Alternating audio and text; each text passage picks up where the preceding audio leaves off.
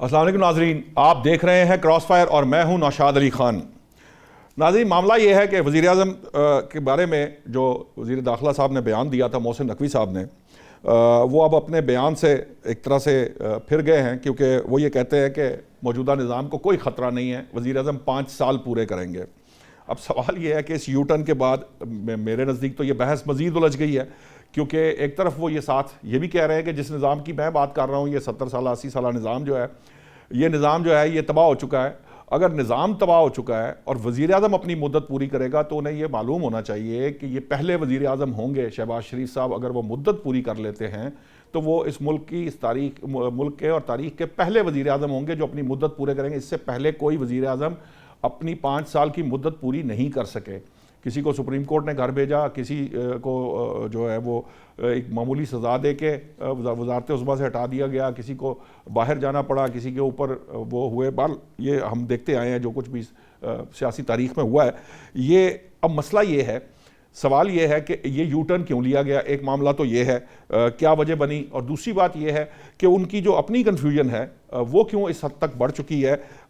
کیا جو کسی کے کہنے پہ سٹیٹمنٹس دینے سے یہ نقصان ہوتا ہے کہ کلیئرٹی نہیں ہوتی، یا واقعتاً وہ یہ سمجھتے تھے جو بات انہوں نے کی تھی، اگر وہ اس کو سمجھتے تھے تو مجھے اس بات کی سمجھ نہیں آئی کہ وہ 80 سالہ نظام کی بات کر رہے ہیں، یہ موجودہ سیٹ اپ کی بات کر رہے ہیں، یہ مطلب لوگوں کو مزید الجھانے سے کیا حاصل ہوگا۔ اور بھی بڑی بحثیں چلیں، اب صوبوں کا معاملہ ایک ڈیبیٹ جو ہے وہ تھوڑی سی ذرا اگر جسے کہہ لیں ڈاؤن پلے کی جا رہی ہے، تو ساتھ ہی ہمارے ہاں کچھ اس طرح کی اطلاعات بھی آ رہی ہیں، خبریں آ رہی ہیں کہ گوادر جو پورٹ ہے اور کراچی پورٹ ہے اس کو کیپٹل ٹیریٹری کا حصہ بنا لیا جائے گا۔ اب کیسے بنا لیا جائے گا؟ آئین میں ترمیم کیے بغیر یہ بھی ممکن نہیں ہے، صوبوں میں کے لیے بھی آئینی ترمیم ضروری ہے۔ اس کے برعکس جو عام آدمی کو جو ڈیلیور کر سکتے ہیں لوکل باڈیز، جو کہ فریم ورک میں موجود ہیں، ہمارے پاس آئین کے اندر وہ چیزیں موجود ہیں، قوانین موجود ہیں، صرف چونکہ سیاسی جماعتیں جو ہیں وہ لوکل باڈیز سے ڈرتی ہیں، کیونکہ یہ جو ہمارے لیجسلیٹر ہیں ان کو لگتا ہے کہ ان کی ایگزیکیوشن پاور جو ہوتی ہے، جو ڈیلیور کرنے کی پاور ہے، وہ اگر ان کے پاس چلی جائے گی تو پھر ان کو کوئی پوچھے گا نہیں۔ یہ اس ایک معاملے کی وجہ سے اس ملک کے اندر جو بلدیاتی نظام ہے اگر کہیں ہے تو وہ با اختیار نہیں ہے، ان کے پاس ان کو فائنانس نہیں کیا جاتا۔ اگر فرض کیجئے نہیں ہے تو وہ تو آپ کو سب جانتے ہیں، پنجاب کا حالت دیکھ لیجئے، آپ کے سامنے ہے۔ یہاں مسلم لیگ نون کی حکومت ہے لیکن اس کے باوجود بلدیاتی انتخابات 100 دفعہ بات ہوتی ہے۔ ایسے نظام بھی پروپوز کیے جاتے ہیں جو بیوروکریٹس نے چلانے ہیں، حالانکہ یہ بالکل جمہوریت کے کانسیپٹ کے بالکل اگینسٹ ہے۔ ایکچولی انتظامیہ پہ چیک عام آدمی کا رکھا جانا ہی کا مقصد جو ہے وہ اسمبلیوں کو لانا اور عوامی نمائندوں کو سر پہ بٹھانے کا مقصد یہ ہے کہ بیوروکریسی پہ، انتظامیہ پہ چیک رکھا جائے۔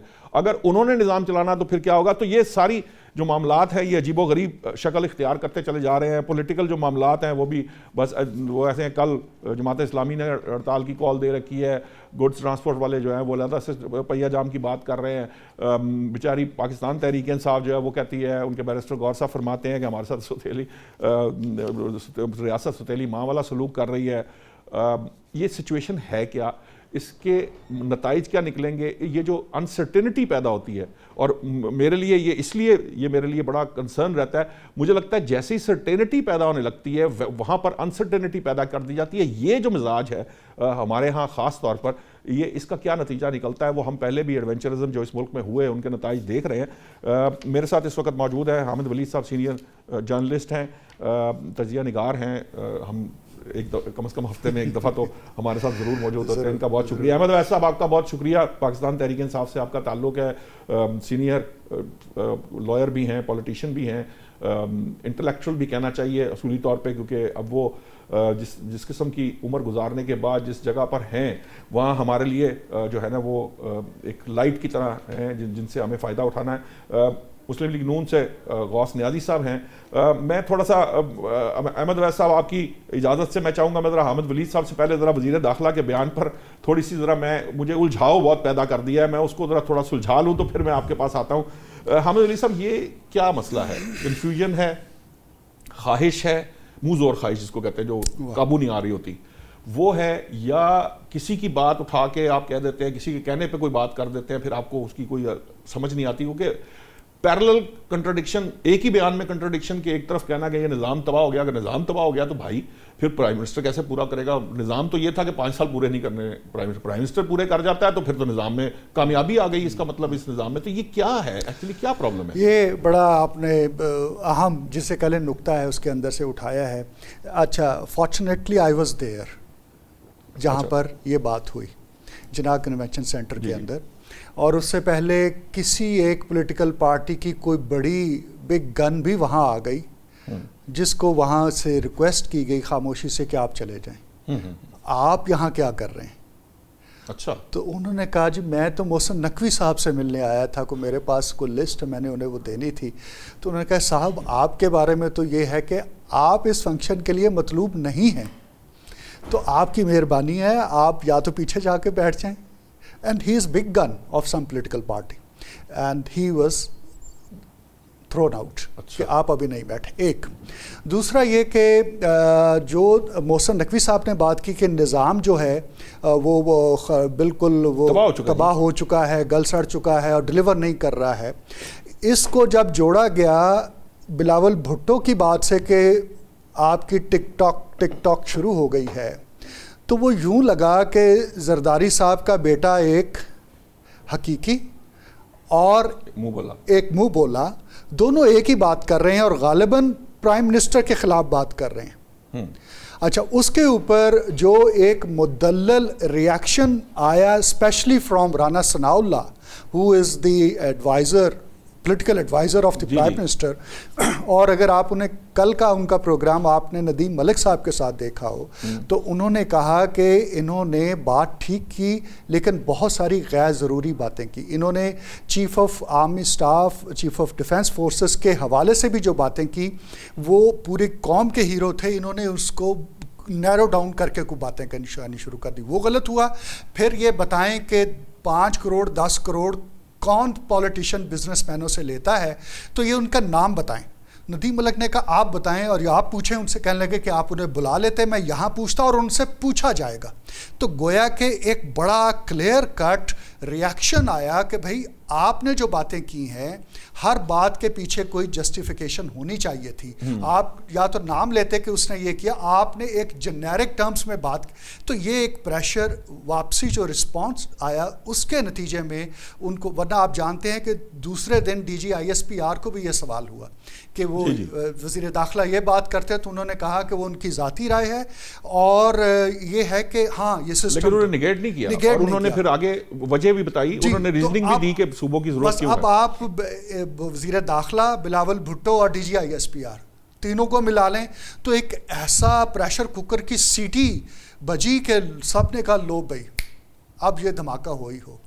और PTI तो पहले ही माशाल्लाह दिन रात यही दुआएं करके सोती और जागती है कि बस सुबह दोबारा से हम वो दुआएं क्यों ना करें सर, आप जो उनके साथ कर रहे हैं जिस तरह हाइब्रिड का सिस्टम तो फिर हिस्सा होंगे। तो इसलिए जो इन्होंने अब एक उसमें से रेस्क्यू किया है अज खुद, और जिन लोगों ने इनको क्वेश्चन किए हैं वहाँ पर जिसके जवाब में इन्होंने बात की है उनको आप भी जानते हैं, हम भी जानते हैं, वो हैं ही उनके साथ हमारे दोस्त हैं, आज़म मलिक हों या दीगर लोग हों, तो ये बात भी करवाई गई है।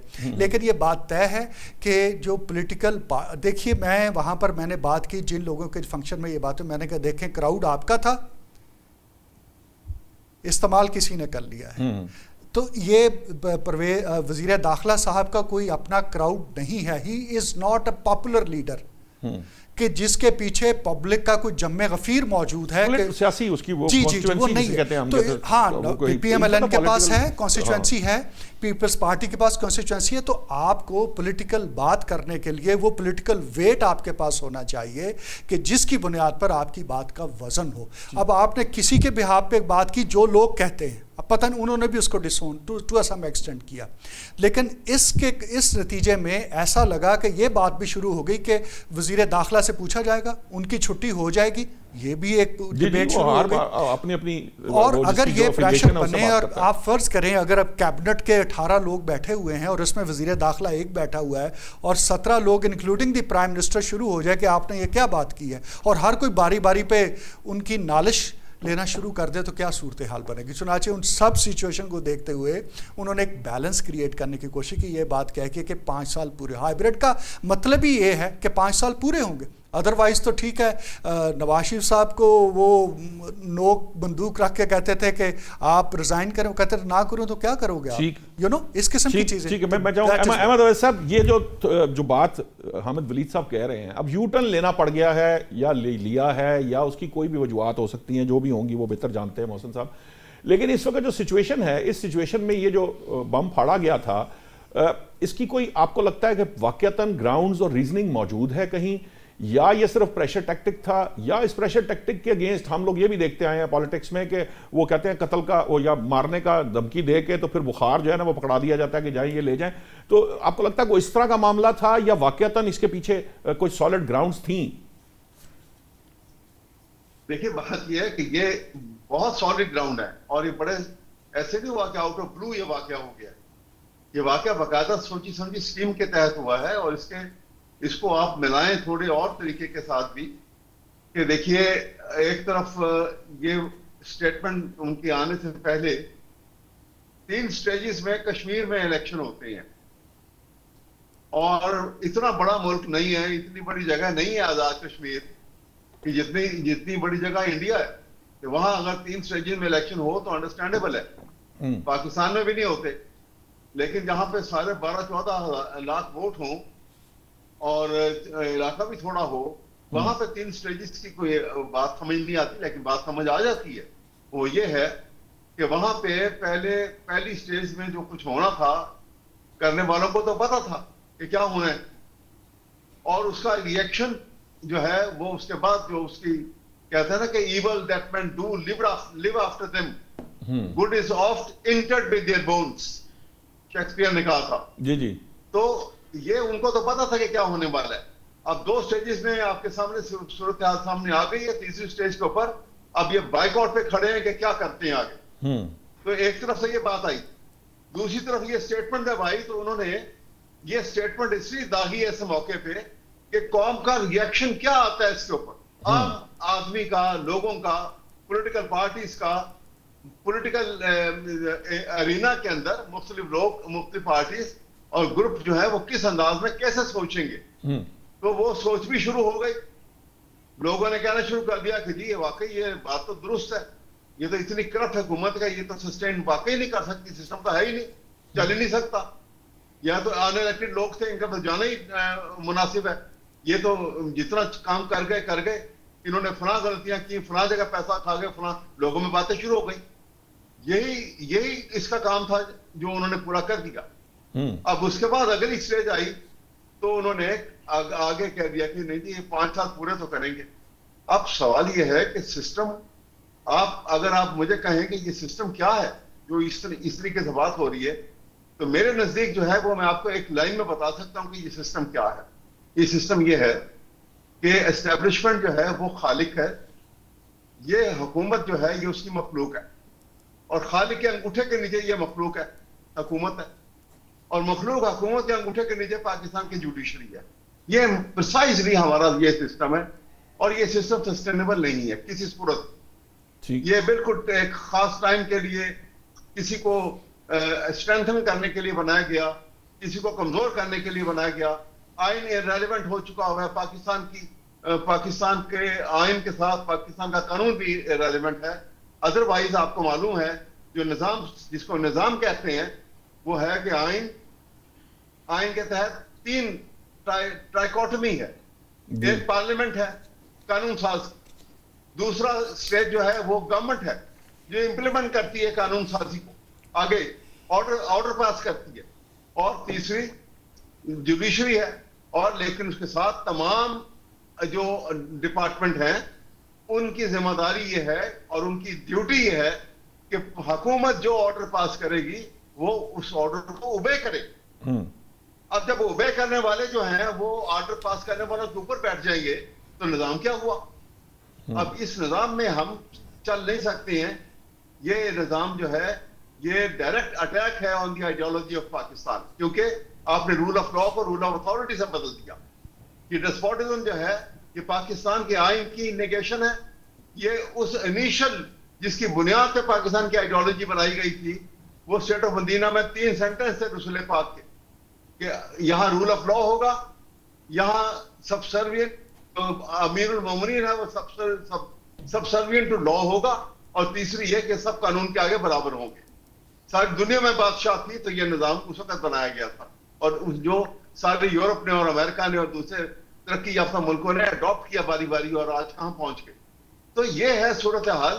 اس لیے یہ بڑی پیچیدہ خطرناک صورتحال ہے جس سے ہم دوچار ہیں، اور یہ کسی طرف بھی ہمیں لے جا سکتے ہیں، کیونکہ اکانومی تباہ ہوئی ہے، اور لوگوں کی زندگی جس طرح سے گزر رہی ہے اس کا پرسان حال نہیں ہے.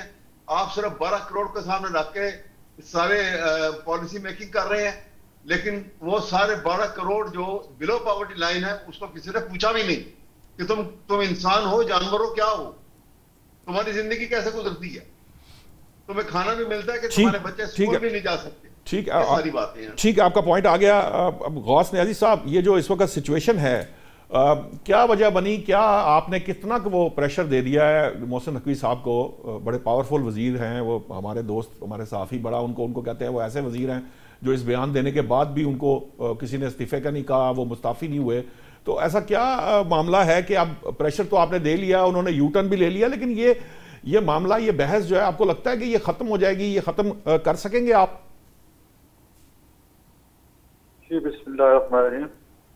دیکھیے، جو محسن نقوی صاحب نے بات کی ہے، ہمارا یہی شکوہ ہے کہ ہر چیز کرنے کا صوبوں کی بات ہے یا گورننس کی بات ہے، اس کو خود پارلیمنٹیرین ہیں، ان کو آ کے آن دی فلور آف دی پارلیمنٹ جو ہے بات کرنی چاہیے، بجائے اس کے کہ کوئی میٹنگ ہے اس میں غالباً سرمایہ دار تھے یا انویسٹر تھے، جو بھی تھے، یا بزنس مین تھے، تو اس میٹنگ کرنے کے وہ کوئی پراپر ہمارے شہر میں جگہ نہیں تھی. ان کو چاہیے تھا کہ پارلیمنٹ میں آتے اور بات کرتے اور یہ وہ کرتے ہیں.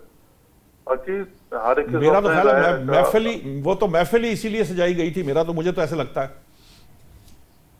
اب اس پہ میں کیا کہہ سکتا ہوں ہے کہ وہ فورم ٹھیک نہیں تھا. فورم اس کا پارلیمنٹ ہے، وہاں جا کے بات کی جائے. خود وہ ممبر پارلیمنٹ ہے، سینٹ میں بات کر سکتے ہیں، قومی اسمبلی میں بل پاس کر سکتے ہیں، ایک موشن موو کر سکتے ہیں کہ جی ملک میں گورننس ٹھیک نہیں ہے تو اس پہ بحث کی جائے، ٹھیک ہے نا، یا وہ ریزولوشن بھی لا سکتے ہیں، وہ پورا اختیار ہے. تو فارم یہ تھا، پھر کسی کو نہ ہمیں اعتراض ہوتا نہ کسی کو اعتراض ہوتا، بحث ہوتی، اس کے حق میں بولتے ہو کس کی بولتے، اور پھر ووٹنگ جب ہوتی تو پتہ چل جاتا کہ عوام یہ کہ عوام کے نمائندوں کی کیا رائے ہے، کہ ممبر پارلیمنٹ کی کیا رائے.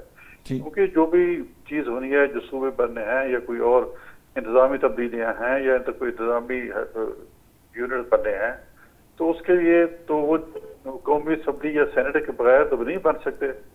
جو بھی ہوگی تو پہلے اس کی قانون سازی ہوگی، اس کے بعد ہوگی. کوئی یہاں صدارتی نظام حکومت ہے نہیں کہ ایک حکم آئے گا اور پھر سارے بن جائیں گے. تو قانون سازی بھی تو حکم آنے پہ ہی ہو جاتی ہے نا سر؟ نہیں، وہ لوگ عزیوم کر لیتے ہیں. ظاہر ہماری لیڈرشپ کی اس میں کسی خواہش جب ہوتی ہے تو ہماری لیڈرشپ سوچتی ہے کہ اس میں کرنی چاہیے کہ نہیں. تو جب اس پہ کوئی بہتری ہوتی ہے، کوئی اچھا پہلو ہوتا ہے تو کر لیتے ہیں. تو اس میں تو کوئی ایسی بات نہیں ہے کہ ہمیں وہ سائڈ لائن کر کے قانون سازی ہو جاتا ہے، ایسی بات نہیں ہے. میں پارلیمنٹ کی بات کر رہا ہوں. ہمارے اس وقت جو ایک پاکستان میں زیادہ سیاسی پارٹی ہیں، مسلم لیگ نون ہے اور پیپلز پارٹی مین پارٹی ہے، جو کولیشن گورنمنٹ ہے، اور دونوں میں جو سیاسی پارٹی ہیں، انہوں نے 30 سال 40 سال مارے کھائی ہوئے ہیں، اور جمہوریت کے لیے انہیں اسٹرگل کی ہے، اور اسٹرگل کے بعد ایک طریقہ کار ان کو پتہ ہے، اور انصاف کی جمہوریت کی ہے. اور دونوں آپس میں کولیشن اور بڑی لچک ہوتی ہے کہ ایک دوسرے کا موقف سنتے ہیں، کچھ تو وہ مان لیتا ہے، کوئی یہ مان لیتا ہے، پھر اس طرح بیٹھ کے طریقہ کار طے کر کے پھر آگے چلتا ہے. اس طرح قانون سازی بھی ہو رہی ہے، سب کچھ ہو رہا ہے. تو میرا خیال ہے نقوی صاحب نے اس کو کلیئر بھی کر دیا ہے، تو یہ بحث 1-2 دن میں یا 2-4 دن میں ختم ہو جائے گی. پھر پاکستان میں ایسے ہی ہوتا ہے، کوئی نیا ٹاپک آ جاتا ہے. پھر آپ دیکھیں کہ پچھلے اسی مہینے جو گزرا ہے. نہیں صاحب، میرا سوال یہ ہے کہ ٹھیک ہے 2-4 دن میں بحث تو بند ہو جائے گی. میرا سوال یہ ہے کہ کیا واقعتاً انتظامی یونٹس کی ضرورت نہیں ہے؟ کیا لوکل باڈیز کے الیکشنز کی اس ملک کو ضرورت نہیں ہے؟ یہ جو بحثیں شروع ہوتی ہیں اس کی جو گراؤنڈز ہیں وہ تو اپنی جگہ پہ موجود رہتی ہیں، ایگزسٹ کرتی ہیں، اور وہ ڈیمانڈ بھی اپنی جگہ موجود ہے. کیا گورنمنٹ اس یہ جو چاہے کسی کی خواہش تھی یا مشورہ تھا یا اس کے پیچھے جو بھی مقصد تھا، لیکن یہ کہیں نہ کہیں عوام کے دل کے قریب بھی ہے اور عوام نے اس پہ ڈسکس بھی کیا ہے. اگر یہ عوام چاہتی ہے تو کیا اس پہ نون لیگ جو ہے وہ غور کرے گی؟ کیونکہ پنجاب گورنمنٹ تو بلدیاتی جو ہے قسم کھائی ہے کہ انہوں نے بلدیاتی انتخابات نہیں کرانے، جو ہمیں نظر آ رہا ہے اب تک جس طرح سے ڈیلیز ہوتے چلے آ رہے ہیں. یہاں لوکل باڈیز نہیں ہیں، جہاں ہیں وہاں بھی اللہ کی پناہ ہی ہے، وہ بھی با اختیار نہیں. کیا با اختیار جو لوکل گورنمنٹ باڈیز ہیں وہ آپ دے سکتے ہیں، نون لیگ دے سکتی ہے؟ اور کیا اگر انتظامی یونٹس کی بات جس بھی طرح سے آپ بنانا چاہیں، اگر اس کی خواہش موجود ہے، اس کی ضرورت موجود ہے، تو کیا نون لیگ اس پہ غور کرے گی اسمبلی کے اندر؟ اب دیکھیں جی، بلدیاتی انتخاب کے لیے پنجاب میں قانون منظور ہو چکا ہے، بل پاس ہو چکا ہے، اس کے مطابق حلقہ بندیاں بھی ہو چکی ہیں، اور تقریباً خیر میں بھی تیار ہونے کے قریب ہیں. اس کے بعد امکان اکتوبر 9 رکھ دی جائیں گے. تو اس میں دوسری بات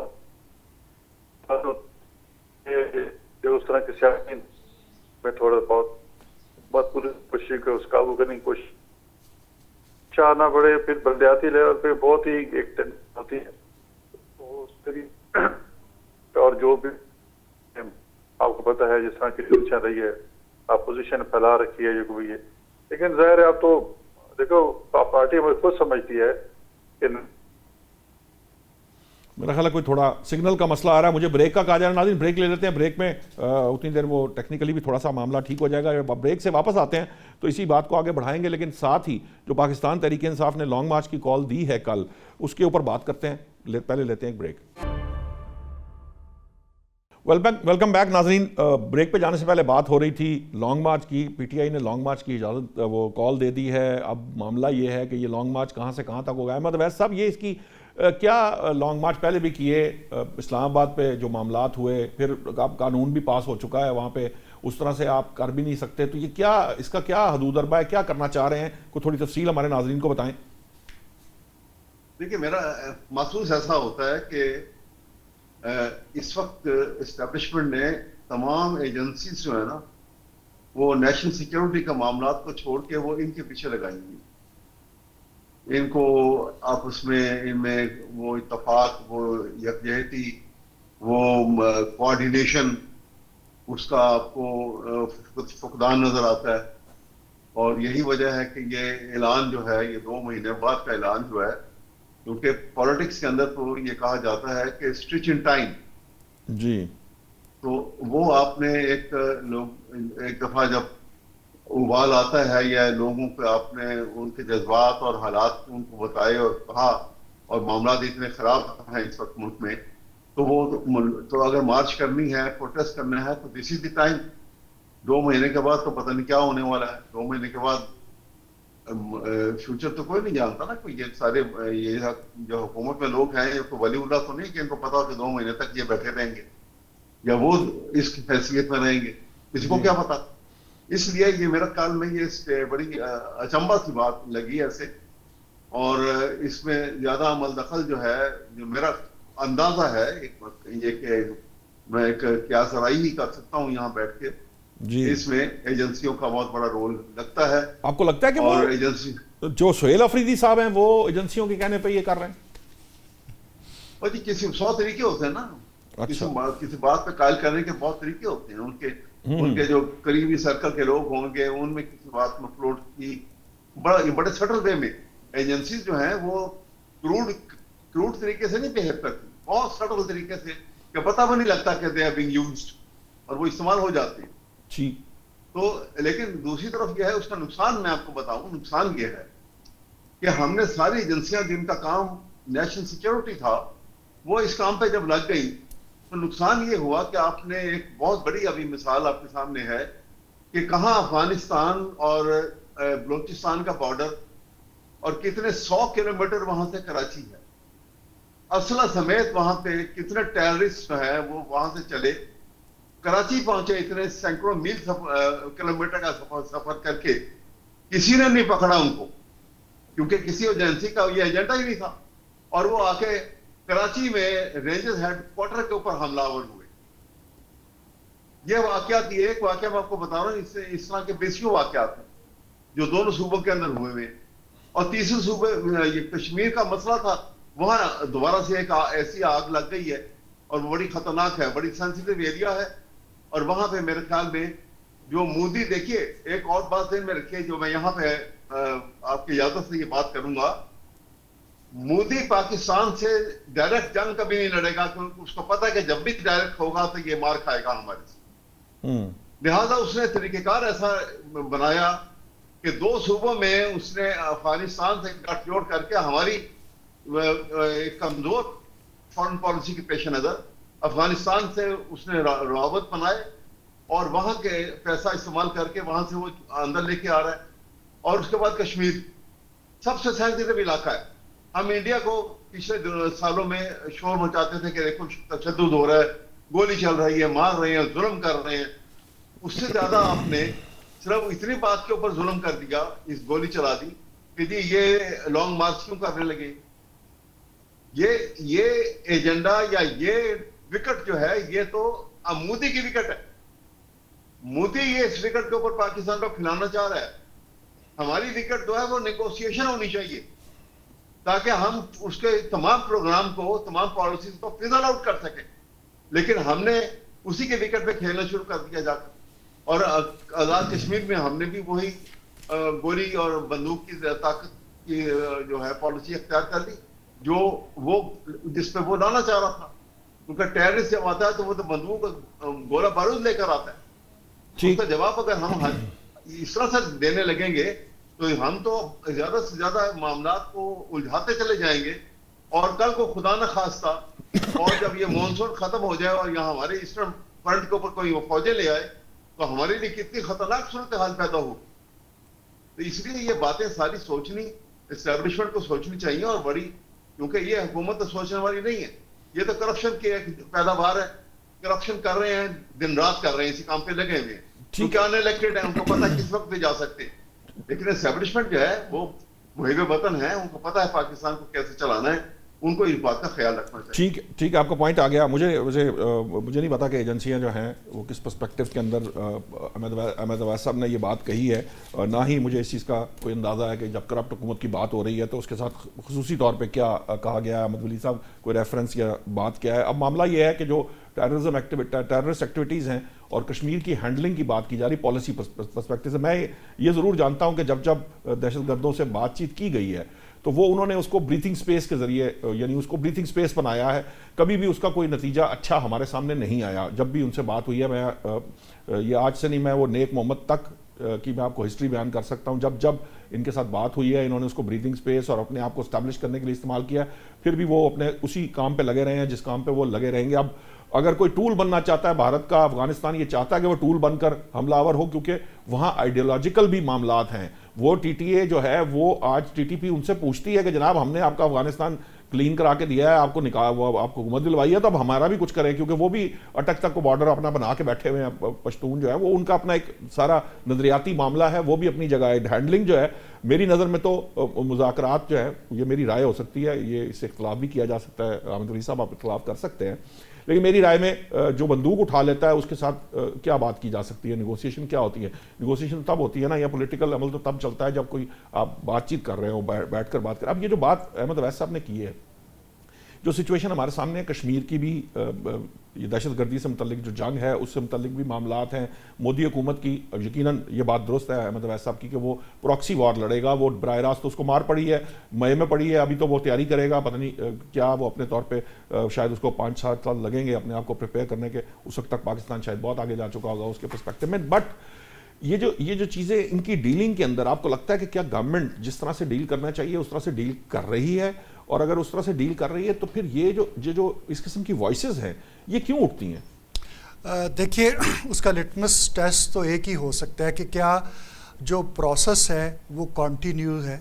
तो हाँ, इलेक्शन के हवाले से गवर्नमेंट का था कि जो एक कॉन्स्टिट्यूशनल प्रोसेस है उसको जारी रहना चाहिए اور اسی کے فریم ورک کے اندر رہ کر بات ہوگی. چنانچہ یہ آپ نے بڑی اہم بات کی ہے، اور ہمارے اویس صاحب تو ہمارے سینئر ہیں، وہ ٹھیک بات کرتے ہیں کہ مذاکرات ہونے چاہیے. مذاکرات ہوئے بھی ہیں، 36 میں سے 35 پوائنٹ کے اوپر اتفاق بھی ہوا ہے، لیکن پھر جا کر جب وہ عوامی ایکشن پارٹی والے کہتے ہیں، یہ مینشن کرنا بھی ضروری ہے کہ جس پوائنٹ پہ اتفاق نہیں ہوا وہ صرف اسمبلی کی اس کے ساتھ ہی ممکن ہے، یعنی کہ وہ ادروائز کوئی اور اس کا سولوشن نہیں ہے. تو اچھا پھر یہ ہے کہ اچھا ایک احتجاج تو وہ ہے کہ جو خالی احتجاج ہے، لیکن پرتشدد احتجاج، گولی اور بندوق کے ساتھ احتجاج، اور پولیس جو جوان ہیں ان کا جو حلیہ کر دیا جاتا ہے وہاں پر، جس طرح سے ان کے ساتھ بدسلوکی ہوتی ہے، جس طرح سے انہیں قتل یا انہیں شہید کیا جاتا ہے، تو اس کے بعد بھی صرف مذاکرات سے بات بن سکتی ہے. جبکہ یہ سندور 2 کی جو کنٹینیوٹی ہے، جو کہ ہمارا دشمن ہمارے خلاف لے کے چل رہا ہے. ہم نے تو کشمیر کے اوپر بھی ہمیشہ کہا ہے کہ ہم اسے مذاکرات کے ذریعے حل کرنا چاہتے ہیں، لیکن وہ اپنے بزور بازو سمجھتا ہے کہ وہ کشمیر کیا پورے پاکستان کو ہڑپ کرنے کا، پورے ساؤتھ ایشیا کو ہڑپ کرنے کا سوچتا ہے. تو یہ بات بڑی اچھی لگتی ہے کہ بھئی آپ مذاکرات کریں، لیکن مذاکرات تو ان سے کریں جو مذاکرات کرنا چاہتے ہیں، جو آپ کی جان کے در پہ ہے، جو آپ کے پیچھے بندوق لے کے بھاگا ہوا ہے، اس کو آپ روک کے مذاکرات کریں گے. چنانچہ اس کانٹیکس میں کشمیر کے اندر جو کنٹینیوٹی آف دا پروسیس ہے، آف دی الیکشنز ہے، آف دی کانسٹیچوئنٹ اسمبلی کا بن جانا اور وہاں پر گفتگو ہونا، یہ اس کی کامیابی کی دلیل ہے کہ حکومت کی جو پالیسی ہے وہ بالکل ٹھیک جا رہی ہے، کہ وہ کیرٹ اینڈ سٹک کے ساتھ دراصل جو لوگ، ٹھیک ہے ہو سکتا ہے کہ لوگوں کو غصہ بھی ہو سکتا ہے لوگوں کے حقوق کا معاملہ بھی ہو، لوگوں کو اور ان کے حقوق کی وجہ سے آٹے کا معاملہ ہوا، بجلی کا معاملہ ہوا، اور اس کے اوپر ان کو وہ ریلیف بھی دیا گیا. لیکن اب آ کے سمجھ آتی ہے وہ ریلیف جو پاکستان میں کسی اور صوبے کے کسی شہری کو اویلیبل نہیں ہے. اور لیکن اب آ کے سمجھ آیا کہ یہ جو معاملات ہیں یہ تو بہانہ ہے، ایکسکیوزز ہیں، اور اصل میں پیچھے ایجنڈا کچھ اور ہے. اب آپ یہ دیکھیے کہ اگر تو وہ الیکشنز رکوانے میں کامیاب ہو جاتے، اگر وہ اس قدر تشدد کو پھیلا دیتے کہ یہ جو انتظامیہ ہے وہ مفلوج ہو جاتی اور وہ سرنڈر کر جاتی کہ جناب الیکشنز نہیں ہو سکتے، جس طرح سے 77 کی کیمپین جب بنی ہے 9 ستاروں کی، اور اس میں ہم نے دیکھا کہ وہ مفلوج ہو گئی تھی اسمبلی جو انتظامیہ ہے، لیکن الحمدللہ انتظامیہ انٹیکٹ ہے، اور انہوں نے یہ ٹھیک ہے کہ یہ جو باتیں ہوتی ہیں کہ گولی چلی ہے، لوگ وہاں پر شہید ہوئے ہیں، وہ جو تشدد کر رہے ہیں وہ بھی مارے گئے ہیں، لیکن اس کا دوسرا پہلو یہ ہے کہ انہوں نے انتظامیہ کے ساتھ، پولیس کے ساتھ جو کچھ کیا ہے، جس طرح سے 2014 کے اندر یہاں پر اس ایس پی کے ساتھ جو کچھ ہوا تھا، جس کو مار کر انہوں نے اس کو ادھیڑ کر رکھ دیا تھا، یہ جو طاہر القادری صاحب کے لوگ تھے، اور اسی طرح سے وہاں سے وہ لال قلعے کے جو لوگ تھے، اور پھر اسی طرح سے جو مدرسوں سے لوگ نکلتے تھے، اور احسن اقبال اس وقت منسٹر تھے اور انہیں روکا گیا کہ آپ نہیں جا سکتے ہیں. تو وہ صورتحال ذرا سامنے رکھیں، اور یہاں پر جو کچھ 9 مئی کو ہوتا رہا تو یہ احتجاج نہیں ہے، یہ ایسا حق کسی بھی سسٹم کے اندر، کسی جمہوریت کے اندر نہیں ہے کہ آپ لاٹھی، بندوق، چھری نکال کر بازار میں نکل آئیں اور آپ لوگوں کا قتل عام کرتے پھریں اور کہیں کہ یہ ہمارا جمہوری حق ہے اور ہم یہ کرنے کے ذریعے اپنے حقوق منوائیں گے. تو سوری، یہ ایک ایسی اپروچ ہے جس کو کوئی بھی مہذب معاشرہ ماننے کو تیار نہیں ہوگا. ہاں یہ درست ہے یہ بات کہ ہمارے ہاں سسٹمز میں انکروچمنٹس موجود ہیں، لوگوں کو اس کے اوپر گرجز ہیں، لوگوں کو اس کے اوپر غصہ ہے. آپ 12 کروڑ عوام کی بات کر رہے ہیں، محترم اویس صاحب کے وہ خطِ غربت سے نیچے ہیں، تو وہ 12 کروڑ عوام خطِ غربت سے اس طرح سے نہیں نکل سکتے. اس کے لیے اکنامک ایکٹیویٹی کو جنم دینا ہے، اور اکنامک ایکٹیویٹی تبھی بنے گی جب آپ استحکام آنے دیں گے، جب آپ ایک قیدی نمبر 804 کے لیے پورے ملک کا نظام چوک کرنے کے پیچھے پڑ جائیں گے اور پھر کہیں گے کہ اکانومی چلنی چاہیے، پھر کہیں گے کہ پاکستان کا ڈیفالٹ نہ ہو. تو یہ کیسے ہو سکتا ہے؟ یا تو آپ محب وطن پاکستانی کے طور پر سوچتے ہوئے پرامن احتجاج کرتے ہوئے آگے بڑھیں، چاہے اس میں 10 سال لگائیں، اور پتہ چلے لوگوں کو موزے تم کی طرح آپ بھی تو چلیں نا. یہ تو نہیں ہے کہ آپ نوجوانوں کو ورغلا کر اور انہیں تشدد پر اکسا کر نہ صرف یہ کہ پولیس، نہ صرف یہ کہ رینجرز، بلکہ فوج کے جوانوں کے اوپر بھی حملے شروع کر دیں، ان کی وردیاں لٹکانا شروع کر دیں. تو یہ ہے وہ انارکی جس سے بچنا ہے، یہ ہے جس کی طرف ہمارے دشمن ہمیں لے جانا چاہتے ہیں، اور انفارچونیٹلی ہم اس کا اعلیٰ کار بن جاتے ہیں باوجود. اس کے اوپر غور کرنے کی ضرورت ہے. ٹھیک ہے نیائی صاحب، اب یہ جو بات مجھے اویس صاحب نے بھی کہی ہے، وہ انہوں نے تو کہا سہیل آفریدی صاحب نے جو اناؤنسمنٹ کیا، لاسٹ میں مجھے جواب کا حق بھی دیجیے گا. جی آپ کو بات کرنا ہے، مجھے میں نیائی صاحب سے بات کر لوں، میں آپ کے پاس، یا آپ بات کر لیں، میں نیائی صاحب کے پاس چلا جاتا ہوں. آپ بتا دیں جو بات کرنا چاہ رہے تھے، کر لیجئے، میں پھر نیائی صاحب کے پاس جاتا ہوں. ایک تو صرف میں یہ کہنا چاہ رہا تھا کہ میں نے جو بات کی ہے نیگوشیشن کی، قطعاً میں نے بہت سارے پروگرام میں یہ بات ہوئی ہے، جو پاکستان کے اندر آ کے بندوق اٹھا کے اور بندوق چلا رہا ہے اور ہمارے اندر تشدد کی ایکٹیویٹی کر رہا ہے، اس کے ساتھ آپ نے آئرن ہینڈ کے ساتھ ہی ڈیل کرنا ہے. لیکن at the same time government to government level کے اوپر، کیونکہ ہماری غلطیاں ہیں اس کے اندر. افغانستان یہ وہی افغانستان ہے جو 65 کی جنگ میں، 71 کی جنگ میں ایک گولی بھی نہیں چلی تھی انڈیا کو پاکستان کی جنگ کے اندر. وہی افغانستان ہے. 10 سال ہمارے ان کے میں بیٹھ کے ہم نے اکٹھا جنگ کا مقابلہ کیا سوویت یونین کا. تو میرا مطلب یہ ہے کہ کہیں فالٹ تو ہمارا بھی ہے. وہ فالٹ بہت نظر آتا ہے. پہلا فالٹ ہوا جس وقت پرویز مشرف نے افغانیوں کو، طالبان لیڈروں کو پکڑایا اور ان سے پیسے لیے اور اپنی کتاب میں لکھ دیا. یہ کتنی عجیب سی بات ہے، جس میں پاکستان میں ان کا سفیر بھی گرفتار کروا کے ان کے حوالے کیا اور پیسے وصول کر لیے. دوسری غلطی، بہت بڑی جو غلطی ہوئی، وہ ہوئی جب انور اللہ کاکڑ صاحب پرائم منسٹر تھے یہاں پہ. اب آپ کو بھی پتا ہے اور سب کو پتا ہے، چاہے کوئی وکیل ہے یا نہیں ہے، کہ کیئر ٹیکر جب سیٹ اپ آتا ہے اس کا ایک ہی کام ہوتا ہے کہ فیئر اور ٹرانسپیرنٹ الیکشن کروانا. کوئی پالیسی میکنگ، کوئی پروجیکٹ میکنگ میں وہ نہ کوئی انٹرفیئر کر سکتے ہیں، نہ کوئی نہیں بنا سکتی. جی انہوں نے ایک دم سے آؤٹ آف بلو ایک دم اعلان کر دیا کہ سارے افغانیوں کو یہاں سے نکال دیا جائے. اب وہ اگنائٹ کر گیا اور وہاں سے انڈیا کو موقع ملا ان کے پاس آنے کا اور ہمارے خلاف یہ ایکٹیویٹی شروع ہوئی.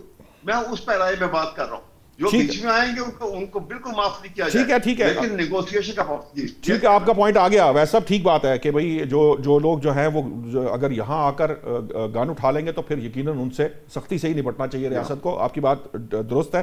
میں نے ایسا جو میرا پوائنٹ تھا، جو میں بات کرنا چاہ رہا تھا، وہ یہ تھا کہ احمد اویس صاحب نے یہ کہا کہ جو لانگ مارچ کا اعلان کیا ہے پی ٹی آئی کی طرف سے 2 ماہ بعد کا جو اعلان کیا ہے، وہ لگتا ایسے ہے جیسے سہیل بڑائی صاحب کو، معذرت چاہوں گا، سہیل آفریدی صاحب کو بھی جو ہے نا وہ ہاتھوں میں لے لیا گیا ہے کسی مخصوص ان کے اسٹیبلشمنٹ، ان سے بھی کوئی ایسا کام جس کا کوئی مقصد نہیں ہے اور اس کا کوئی فائدہ نہیں نکلے گا. مسئلہ یہ ہے کہ یہ اناؤنسمنٹس کرنے کی ضرورت کیوں پڑتی ہے، اس سے کیا فرق پڑے گا.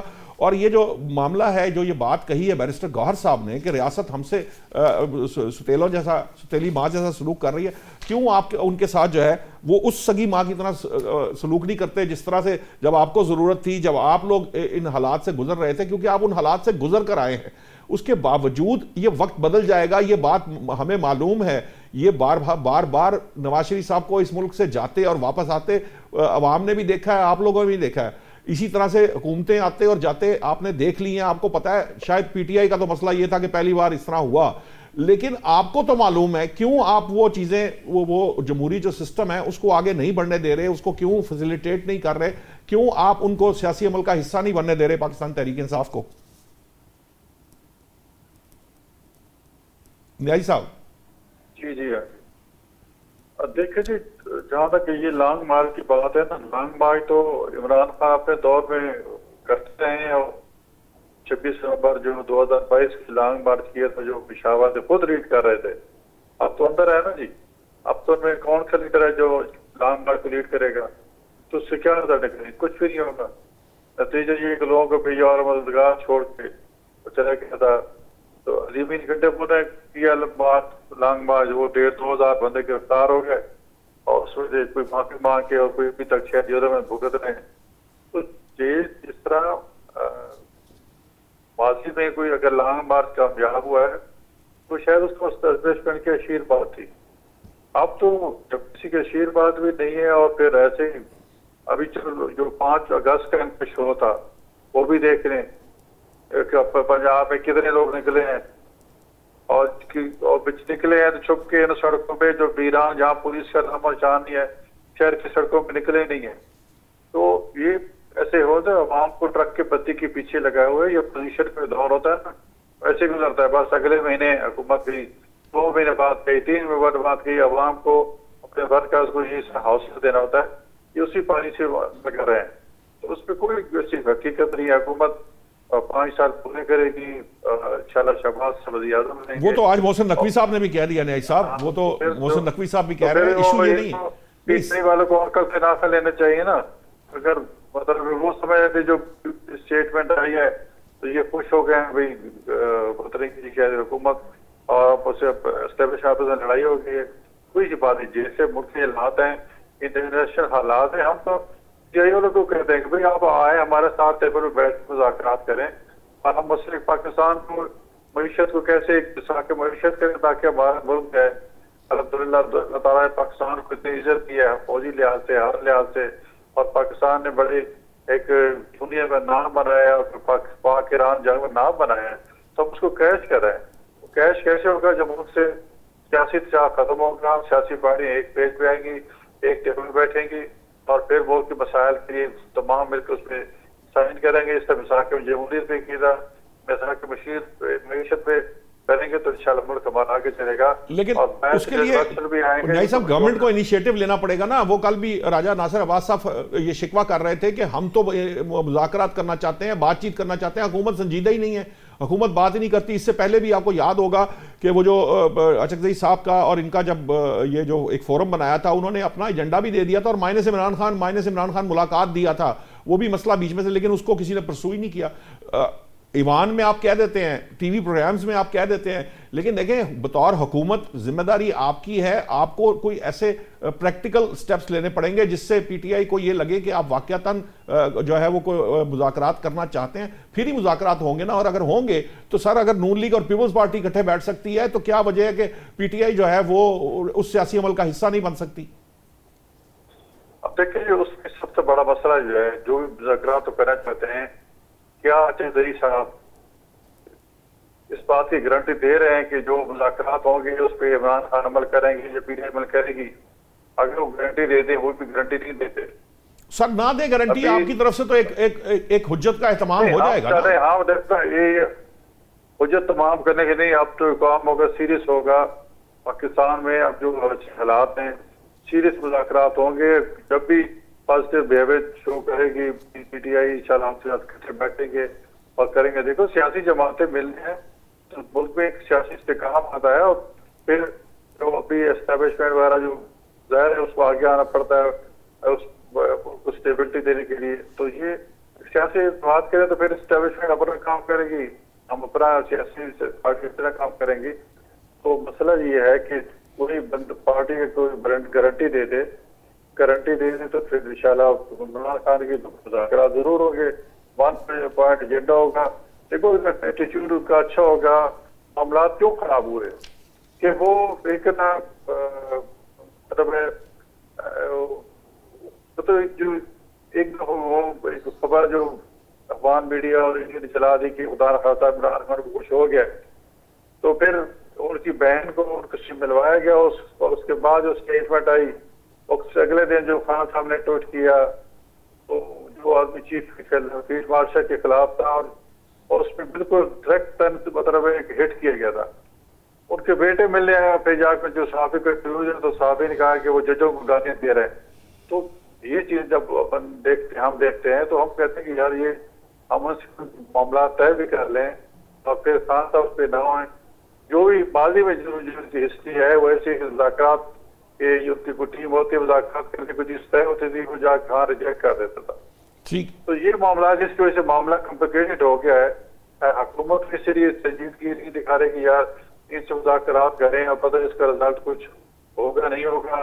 कोई चीज हम मान भी जाए इनकी तो वो एक तो वो समझेंगे कि जी عمران خان دوسری پارٹی سمجھے کہ شاید اپنی کمزوری دکھا رہے ہیں. ٹھیک. دیکھو ہم تو جمہوری پارٹی لچک دکھانے کو تیار ہیں. ٹھیک ہے آپ کا پوائنٹ آ گیا. نہیں صاحب میرے پاس ٹائم بالکل ختم ہو گیا. میں چھوٹا سا حامد ولی صاحب میں چاہوں گا 1 منٹ صرف بچا ہے. میں آپ سے اس لیے پوچھ رہا ہوں کیونکہ دونوں کا پوائنٹ آف ویو آپ کے سامنے آ گیا. میں آپ کو صرف ایک پوزیشن بتا دیتا ہوں کہ گورنمنٹ کہتی ہے کہ جی ان کی گارنٹی کون دے گا.